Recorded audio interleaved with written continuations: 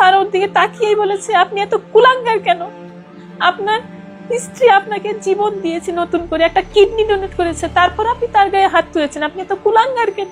আমার হাজবেন্ডকে স্যার সামনে বসিয়ে বললো, তোমাকে যদি প্রথম জন্ম তোমার মা দিয়ে থাকে, তাহলে তোমাকে দ্বিতীয় জন্মই টুনি দিয়েছে। টুনির সাথে কখনো খারাপ ব্যবহার করো না। ও শ্যামলীতে আসতো মেডিসিন কিনতে, এসে ওই মহিলার সাথে আগে থাকতো, দেখা করতো, খাওয়া দাওয়া করতো, সময় কাটাতো, তারপরে ও মেডিসিন নিয়ে বাসায় যেত। আমার হাজবেন্ডকে না আমি আসলে আমার নিঃশ্বাস ভাবতাম, জানেন, নিঃশ্বাস ভেবে আমার মোবাইলে ওর নামটা না তারেক অক্সিজেন আমার এই নামে সেভ করা। এই দুনিয়াতে নিজেকে সবার আগে ভালোবাসতে হয়, তারপরে অন্য কাউকে। ভালোবেসে স্বামীর প্রাণ বাঁচাতে কিডনি দিয়েছিলেন উম্মে শাহিদিনা টুনি।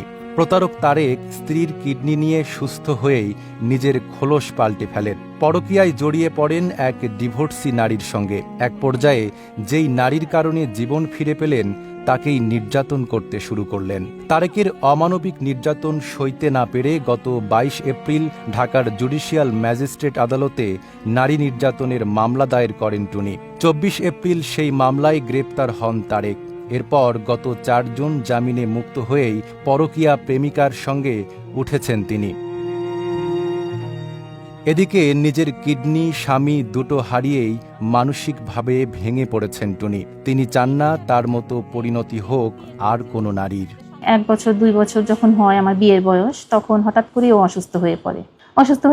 পরে ওকে হসপিটালে নেওয়া হয়, ডাক্তার দেখানো হয়, বিভিন্ন চেক আপ করানো হয়, বিভিন্ন হসপিটালে করানো হয়। তো তখন আর কি ওর রিপোর্ট দেখে ডাক্তার বললো যে 2টো কিডনি ড্যামেজ হয়ে গেছে, খুব দ্রুত 6 মাসের মধ্যে ওর ডায়ালাইসিস করতে হবে, নয়তো অবস্থা অনেক খারাপ হয়ে যাবে। তো তখন হঠাৎ করে ও দিন দিন অসুস্থ হয়ে যেতে থাকে। তো আমি কি করব, ডায়ালাইসিসটা আসলে আমি করাতে চাইনি কখনোই, কারণ ডায়ালাইসিসটা অনেক কষ্ট, এত কষ্ট যে আমি ওকে কষ্ট দিতে চাইনি কখনো। তো ইন্ডিয়ার সিএমসি, ভেলোরে সিএমসি হসপিটালে প্রথমে নিয়ে যাই ওকে, ওখানেই ওর ট্রিটমেন্ট শুরু হয়। ওখান থেকেও সমস্ত চেক আপ করে ডাক্তার বলল যে 2টো কিডনি মিলে 24% কাজ করছে, কিন্তু এই অবস্থায় ও 10 বছর মেডিসিনের উপরে থাকতে পারবে। ঠিক ওই প্রতিবারের মতো 2019 সালেও আমি যখন যাই ইন্ডিয়াতেও ট্রিটমেন্ট করাতে, তখন ডাক্তার চেক আপ করে বলল যে, হঠাৎ করেই বললো যে ওর মেডিসিনে আর কোনো কাজ হচ্ছে না, এখনই ডায়ালাইসিস করতে হবে অথবা ট্রান্সপ্লান্ট করতে হবে, কোনটা করবা তোমরা আমাকে সিদ্ধান্ত এখনই জানাও। সব দিক বিবেচনা করে আমি ওকে ডায়ালাইসিসটা আসলে করাতে চাই না, আমি আসলে কিডনি ট্রান্সপ্লান্টই করাবো, আমাকে তোমাদের হেল্প করতে হবে, যেভাবে পারো তোমরা আমাকে টাকা পয়সা দিয়ে হেল্প করো। তখনও ওর ওই আত্মীয় স্বজনের ভিতরে ওর বোন ছিল, ওর দুলাভাই ছিল, ওর মা ছিল, ওর ছোট ভাই ছিল। ওরা সবাই একটাই কথা বললো যে আমরা শুধু শুনতে পারবো, আমরা কোনো কিছু দিয়েই হেল্প করতে পারবো না। আমাকে ডিটেলসেই বললো যে আমরা কোনো সময় দিয়েও হেল্প করতে পারবো না, টাকা পয়সা দিয়েও হেল্প করতে পারবো না, আর কিডনি তো অসম্ভব, সেটা তো আরো পারবো না। ওই সময় যখন ওর আত্মীয় স্বজন কেউ এগিয়ে এলো না, আমি এত চেষ্টা করলাম, কোনোভাবেই কেউ এগিয়ে এলো না, তখন বাধ্য হলাম আমি এগিয়ে গেলাম ওর পাশে। পরে আমার এলাকাতেই আমার এক আন্টি, উনি আমাকে ডাক দিল। উনিও ট্রান্সপ্লান্ট করেছিল দিল্লি অ্যাপোলো থেকে, ওনাকে ওনার মেয়ে ডোনেট করেছিল। আমার মাথায় কাজ করলো যে আমার ওকে বাঁচাতেই হবে, সেটা যে কোনো মূল্যেই হোক। আমি কিভাবে বাঁচাতে পারি, আমি ওকে কিডনি দেব। আমি ওকে বললাম যে তুমি কোনো চিন্তা করো না, আমি তো তোমার পাশে আছি, আমি তোমাকে বাঁচাবো। কিন্তু তখনও আমি জানি না যে আসলে আমি কি করতে পারবো বা কতটুকু। আমি খালি সিদ্ধান্তটাই নিয়েছি যে হ্যাঁ আমি ওকে বাঁচাবো, আমি একটা ওকে কিডনি দেবো।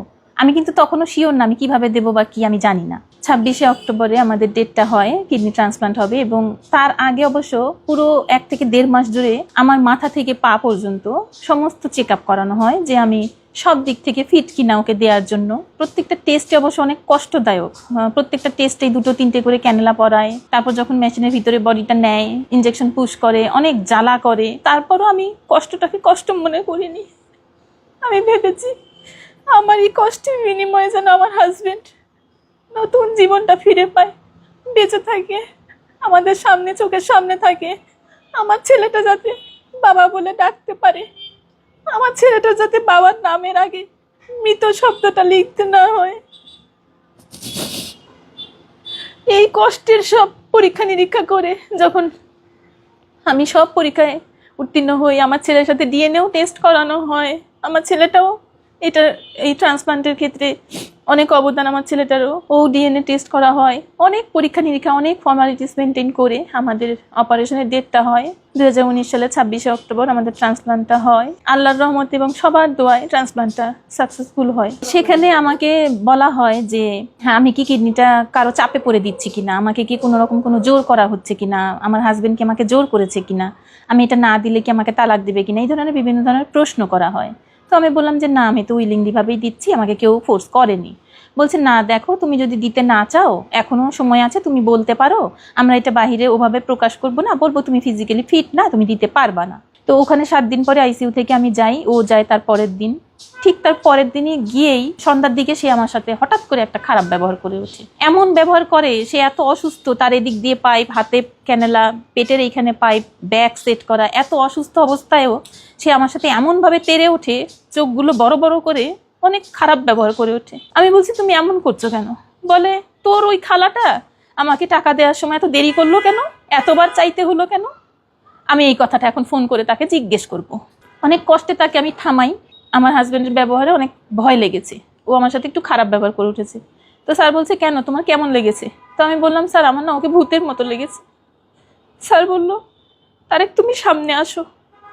আমার হাজবেন্ডকে স্যার সামনে বসিয়ে বলল তোমাকে যদি প্রথম জন্ম তোমার মা দিয়ে থাকে তাহলে তোমাকে দ্বিতীয় জন্মই টুনি দিয়েছে, টুনির সাথে কখনো খারাপ ব্যবহার করো না। তখনও আর কোনো কথাই বলেনি। তারপরে ট্রান্সপ্লান্টের পরে যখন আমরা বাংলাদেশে আসলাম, আসার পরে আস্তে আস্তে দেখি যে ও খুব মোবাইলে আসক্ত হয়ে পড়ে। খুব প্রত্যেকটা দিন, সারাটা দিনরাত 24 ঘন্টায় ওর মোবাইলটা হাতে থাকে, সারাক্ষণ মোবাইল দেখা। মোবাইলে এত কি যে দেখে, এত তো আর আমি দেখতে পারি না। একটা পর্যায়ে গিয়ে আমাকে বলে যে আমাকে কিছু টাকা এনে দাও। তো আমি বলি তুমি টাকা দিয়ে কি করবা? বলে হ্যাঁ আমার টাকা লাগবে। তো একদিন আমার ছেলে আমাকে বললো মা, বাবা না আমাকে জিজ্ঞেস করছিল মোবাইলটা দেখিয়ে যে বাবা দেখো তো আমি কত টাকা পেয়েছি এই গেমটা খেলে। তো আমি তখন বুঝতে পারিনি যে ব্যাপারটা। আমি যে বিউটি পার্লারে কাজ করে, তারপরে যে বুটিক্সের কাজ করে, আমার আত্মীয় স্বজন থেকে ধার চেয়ে নিয়ে বিভিন্নভাবে আমি এই টাকাটাকে মাসে মাসে পরিশোধ করতে হয়েছে আমার। তো এইভাবে আবারও দেখি যে আবার কিছুদিন পর আবার টাকা চাচ্ছে, আবার বলে 5 লাখ টাকা এনে দে, আমাকে 5 লাখ টাকা দিতেই হবে। আচ্ছা আমি বলি আমি কিভাবে এনে দেবো? এই যে কিছুদিন আগে তোমাকে দিলাম সমিতি থেকে, এগুলো তো পরিশোধ করতে হয়, খালি আনলেই তো হয় না। যখনই আমি বললাম যে আমি কিভাবে এনে দেবো, কোত্থেকে এনে দেবো, এলো পাথারি মাইট শুরু হলো। তার মাইটটাই শুরু হয় টার্গেট একদম কানের কাছ থেকে, আর তার পা চলে, খুব খুব লাথি মারে আমাকে, একেবারে সার্জারির জায়গায় লাথি মারে। মানে এই মাইরগুলো আসলে আমি নিতে পারি না, এমন ভাবে শুরু হয়। তারপর লাস্ট তার যে কথা যে আমাকে লাস্টে যেটা বললো যে আমাকে 10 লাখ টাকা এনে দিতে হবে। 10 লাখ টাকা তোমাকে আমি কোথা থেকে এনে দেবো, আর কেনই বা এনে দেবো? তখন সে ডাইরেক্টই বললো যে তোর মা বোনের এত আছে, আমাকে দেবে না কেন, দিলেই তো হয়। এইভাবে সে আমাকে বলতে লাগলো। তো তার পরবর্তীতে আবারও মারধর শুরু করলো। টাকা যখন আমি দিতে অস্বীকার করছি তখন সে আমাকে আবার মারধর শুরু করলো। তার ভয়ঙ্কর রূপটা দেখে আমি আসলে আমার মনকে কিছুতেই মানাতে পারলাম না যে আমি কার জন্য কি করেছি।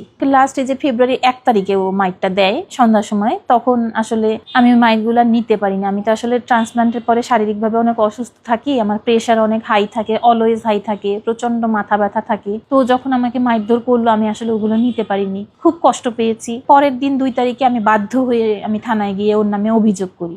অভিযোগটা করার পরে ওইটা জানতে পারার পর আমি অবশ্য আমার ছেলেটাকে নিয়ে পাশে আমার খালার বাসায় চলে গেছিলাম। ও ওখানে যায়, আমাকে ফোন করে, ওখানে যায়, গিয়ে আমাকে অনেকভাবে ইমোশনাল ব্ল্যাকমেল করে, বলে অনেক কান্নাকাটি করে, আর বলে যে আমি ভুল করেছি তোমার গায়ে হাত তুলে, আমার এটা করা উচিত হয়নি, আমি আর এখন কখনো এরকম করব না, তুমি অভিযোগটা তুলে ফেলো। তো আমি বরাবরের মতন না এবারও ভুলে গিয়ে আমি ওকে ছেলেকে সাথে করে নিয়ে থানায় গিয়ে পরের দিন, একদিন পরেই আর কি, আমি অভিযোগটা উঠিয়ে ফেলি। যে যখন আমি স্যারকে বললাম যে স্যার আমি ওর নামে একটা অভিযোগ করেছিলাম, কিন্তু আরেকটা সুযোগ চাচ্ছে, আমি ওকে স্যার আরেকটা সুযোগ দিতে চাই, স্যার আমি এটা তুলে ফেলতে চাই।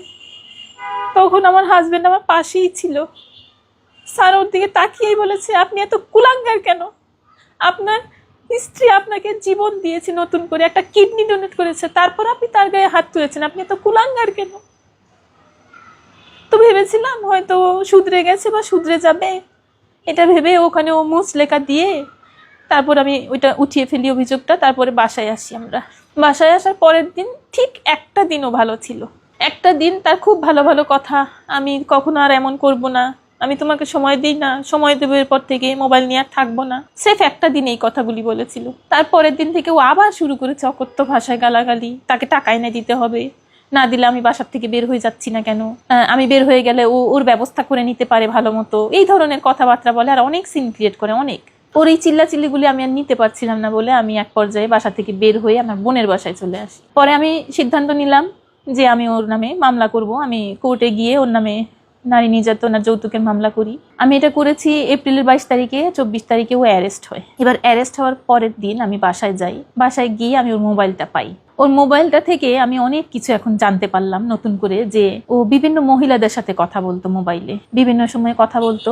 আমি যখন এগুলো জানতে পারলাম তখন আমার ছেলেও এগুলো জেনে আমাকে বলছে, মা বাবা তো একদিন একটা মেয়ের সাথে কথা বলেছিল, তার নাম রেহানা পারভিন, আমাকে দিয়ে সেটা ডিলিটও করিয়েছিল। তো তারপরে এভাবে দেখতে দেখতে আমি দেখলাম যে ও তাহমিন আক্তার মেরি নামে এক মহিলার সাথে অনেক বেশি কথা বলছে, একটা সম্পর্ক হয়েছে ওর। এটা হ্যাঁ এটা আমি জানতে পারলাম তখন ওর মোবাইল থেকে। আস্তে আস্তে জানতে পারি যে প্রায় 3-4 বছর ধরে মহিলাটার সাথে নতুন করে আবার এই সম্পর্কটা তাহমিন আক্তার মেরি নামের মেয়েটার সাথে পরকীয়ায় জড়িত।